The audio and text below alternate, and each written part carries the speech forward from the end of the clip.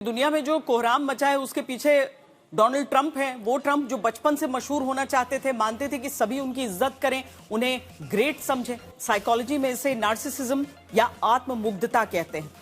Donald Trump की यही आदत दोस्त और दुश्मन दोनों को एक ही तराजू में रख देती है। कुछ दिन पहले ही ट्रंप ने सऊदी प्रिंस पर भद्दा कमेंट किया, कहा कि उन्हें मेरी चापलूसी करनी पड़ेगी। इसके बाद फ्रांस के राष्ट्रपति पर निजी हमला उनकी तरफ से किया गया। कहा कि मैक्रों बीवी के थप्पड़ से उबर रहे हैं। अब ईरान को सरेआम गाली देकर ट्रंप ने दुनिया को दंग कर दिया है। ट्रंप ने हॉर्मुज खोलने के लिए जिस तरह से ईरान को गाली देकर धमकाया, उसे देखकर लोग सोच रहे हैं कि अमेरिका के राष्ट्रपति की कुर्सी पर बैठा व्यक्ति ऐसा कैसे कह सकता है। कई अमेरिकी विशेषज्ञों का मानना है कि अमेरिकी राष्ट्रपति के अपने दूसरे कार्यकाल में डोनाल्ड ट्रंप चाहते हैं कि उनकी बात सब माने, उनकी ही मर्जी चले, सभी केवल उनकी हाँ में हाँ मिलाएं, कोई बहस ना करे। और अगर कोई ऐसा करने की जरूरत कर रहा है तो फिर ट्रंप भूल जाते हैं कि वो खुद अमेरिका के राष्ट्रपति हैं।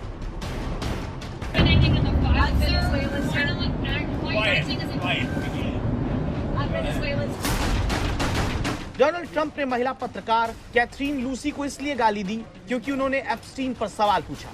तो ट्रंप इतने ज्यादा नाराज हो गए कि उन्होंने एक महिला पत्रकार को पिगी कहकर चुप करवा दिया।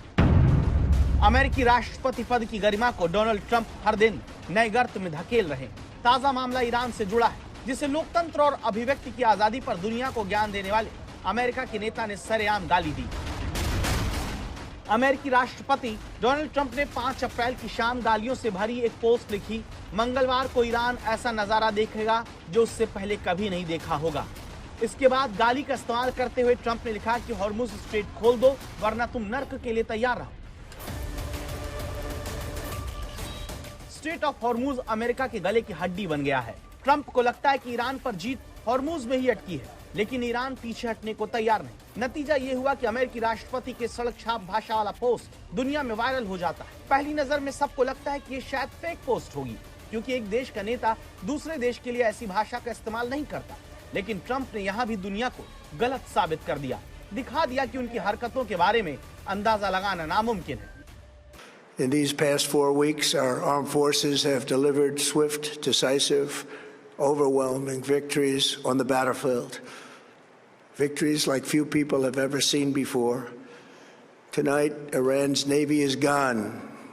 Their air force is in ruins. अमेरिकी राष्ट्रपति की इस पोस्ट के बाद थाईलैंड में ईरान के दूतावास ने ट्रंप की पोस्ट को लेकर लिखा कि अमेरिकी राष्ट्रपति जिस तरह से युवाओं की तरह गालियां देते हैं, उसे देखकर ऐसा लगता है कि अमेरिका उम्मीद से कहीं पहले ही पाषाण युग में पहुंच गया है। अमेरिकी राष्ट्रपति डोनाल्ड ट्रंप का अपने बयानों और फैसलों से दुनिया को चौंकाना कोई नई बात नहीं है, मगर हॉर्मुज न खुलवा पाने को लेकर उनकी खींच और युद्ध में उलझते जाने का गुस्सा, ये दोनों ही साफ तौर पर नजर आ रहा है। वहीं ईरान की तरफ से आ रहे बयान राष्ट्रपति डोनाल्ड ट्रंप के गुस्से की आग में घी का काम कर रहे हैं। ईरान का यह कहना कि हॉर्मुज को लेकर बनने वाली नई व्यवस्था में इजराइल और अमेरिका पर प्रतिबंध जारी रहेगा, राष्ट्रपति डोनाल्ड ट्रंप को और चिढ़ाने और खिजाने के लिए काफी नजर आता है। दुनिया ये देख रही है कि राष्ट्रपति डोनाल्ड ट्रंप न तो हॉर्मुज को खुलवा पा रहे हैं और न ही इस युद्ध को बंद करवा पा रहे हैं। अमेरिकी खुफिया एजेंसियों का भी मानना है कि हॉर्मुज का जल्द खुलना मुश्किल है। अगर ट्रंप इसे खुलवाने के लिए सेना भेजते हैं तो फिर अमेरिका को एक लंबा और खतरनाक जमीनी युद्ध लड़ना पड़ेगा। हॉर्मुज पर ईरान की घेराबंदी से अमेरिकी सेना को बहुत नुकसान होने की आशंका है। ईरान की सत्ता यह बखूबी जानती है कि स्ट्रेट ऑफ हॉर्मुज जब तक बंद रहेगा तब तक ऊर्जा की सप्लाई बाधित रहेगी, यानी तेल की आवाजाही, तेल की आपूर्ति पर असर पड़ेगा और इसका दबाव दुनिया पर पड़ेगा और दुनिया का यह दबाव वाशिंगटन डीसी भी पहुंचेगा और व्हाइट हाउस में ट्रंप की सत्ता तक भी पहुंचेगा। इसके बाद ट्रंप पर दबाव बनेगा कि वो इस युद्ध को बंद करें और यही ईरान का इलाके में अपनी दबदबा बनाए रखने का फॉर्मूला है। ट्रंप की यही खींच कभी उन्हें ईरान को पाषाण युग में भेजने की धमकी दिलवाती है। आग बबूला होकर वो कह जाते हैं कि ईरान को नक्शे से मिटा देंगे। लेकिन अमेरिका के लिए चिंता की बात यह है कि ट्रंप की हरकतों से अब करीबी दोस्त भी नाराज होने लगे हैं, जिन्होंने हॉर्मुज पर अमेरिका को न सिर्फ अकेला छोड़ दिया बल्कि अपने सैन्य अड्डों और वायु सीमा के इस्तेमाल पर पाबंदी लगा दी। इससे ट्रंप इतने नाराज हुए कि वो फ्रांस के राष्ट्रपति मैक्रों पर निजी टिप्पणी कर बैठे। Macron, whose wife treats him extremely badly, and he's still recovering from the right to the job. And I say, Emmanuel, we'd love to have some help in the Gulf, even though we're setting records and knocking out bad people and knocking out ballistic missiles. 1 अप्रैल को Trump ने France के राष्ट्रपति पर निजी प्रहार इसलिए किया क्योंकि उन्होंने बाकी नेटो देशों की तरह हॉर्मूज खुलवाने में उनकी मदद करने से इनकार कर दिया।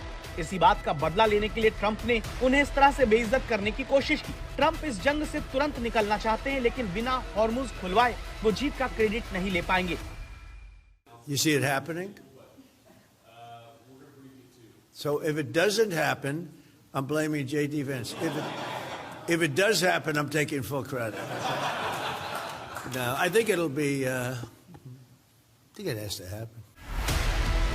हर बात का क्रेडिट लेना ट्रंप की सोच है, वो चाहे रिश्ता हो या कारोबार या फिर राजनीति। डोनाल्ड ट्रंप की नीति है कि अपनी गलती कभी मत मानो, लेकिन खुद को बड़ा दिखाने के लिए दूसरों का भी credit low. People don't believe the media, and to finish, I got 93% bad publicity. Some people say 97, but between 93 and 97. A person that gets 97% of bad stories, maybe Caroline's doing a poor job, I don't know. She's my...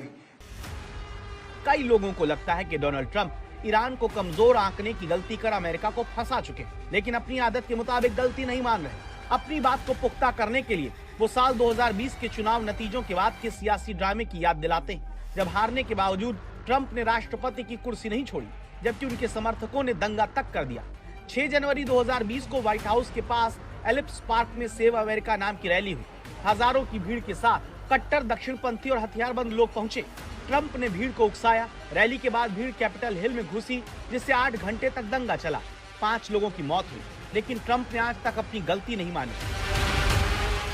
इसकी वजह Trump को मिली परवरिश को माना जाता है। अमेरिकी पत्रकार ग्वेंडा ब्लेयर अपनी किताब द ट्रम्प्स में लिखती कि ट्रंप को पिता ने समझाया, जीतने के लिए कुछ भी करना पड़े करो। ट्रंप की भतीजी मैरी ट्रंप ने अपनी किताब में लिखा है कि फ्रेड ट्रंप कहते थे कि किसी को अपनी कमजोरी कभी मत दिखाओ और कभी माफी मन हार कर मत मांगो। पिता से ट्रंप ने सीखा है कि कभी हारना नहीं। ट्रंप का यही अड़ियलपन उनके समर्थकों को पसंद है, लेकिन एक राष्ट्रपति के तौर पर यह अमेरिकी प्रतिष्ठा को हर पल नुकसान पहुंचा रहा है।